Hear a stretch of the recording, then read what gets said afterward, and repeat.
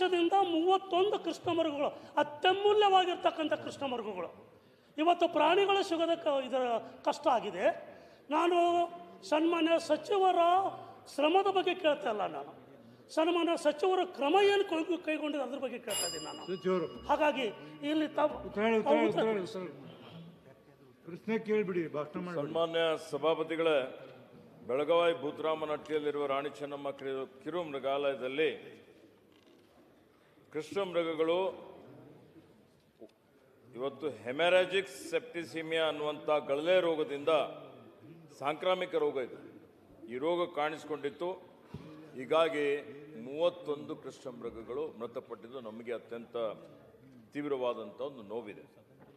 ಮಾನ್ಯ ಸಭಾಪತಿಗಳೇ, ಚಿಗುರು ತಿನ್ನುವ ಈ ಪ್ರಾಣಿಗಳಲ್ಲಿ ಸಾಮಾನ್ಯವಾಗಿ ಕಾಯಿಲೆ ಕಾಣಿಸಿಕೊಳ್ಳುತ್ತದೆ.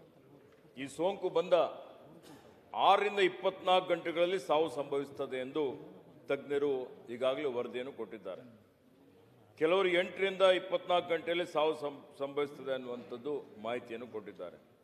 ತ್ವರಿತವಾಗಿ ಸಾವು ಸಂಭವಿಸುವ ಕಾರಣ ಹೆಚ್ಚಿನ ಸಂಖ್ಯೆ ಕೃಷ್ಣಮೃಗಗಳು ಮೃತಪಟ್ಟಿದೆ ಎಂಬುದು ತಜ್ಞ ವೈದ್ಯರ ಅಭಿಪ್ರಾಯವಾಗಿದೆ. ಬೆಳಗಾವಿ ಮೃಗಾಲಯದಲ್ಲಿ ಒಟ್ಟು 31 ಕೃಷ್ಣಮೃಗಗಳು ಸಾವಿಗೀಡಾಗಿದ್ದಾವೆ. ಇದು ವೇಗವಾಗಿ ಹರಡುವಂಥ ಸೋಂಕಾಗಿದೆ, ಕರೋನಾ ಸೋಂಕು ಥರ.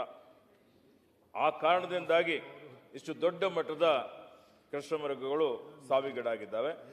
ಮೃಗಾಲಯದ ವೈದ್ಯರು, ನಮ್ಮ ಮೃಗಾಲಯದ ವೈದ್ಯರು ಅಲ್ಲೇ ಇದ್ದರು. ಪಶುಸಂಗೋಪನಾ ಇಲಾಖೆಯ ಸ್ಥಳೀಯ ವೈದ್ಯರು ಈಗಾಗಲೇ ನಾವು ಅದನ್ನು ಮರಣೋತ್ತರ ಪರೀಕ್ಷೆ ನಡೆಸಿ ಪಶು ವೈದ್ಯಕೀಯ ಜೈವಿಕ ಸಂಸ್ಥೆಗೆ ಮಾದರಿ ಕಳಿಸಿದ್ದು. ಇಲ್ಲಿ ವೈದ್ಯರು ಶಂಕಿಸಿದಂತೆ ಈ ಗಳಲೆ ರೋಗದಿಂದಲೇ ಉತ್ತರ ಕರ್ನಾಟಕ ನ್ಯೂಸ್, ಇದು ಕನ್ನಡದ ಉಸಿರು.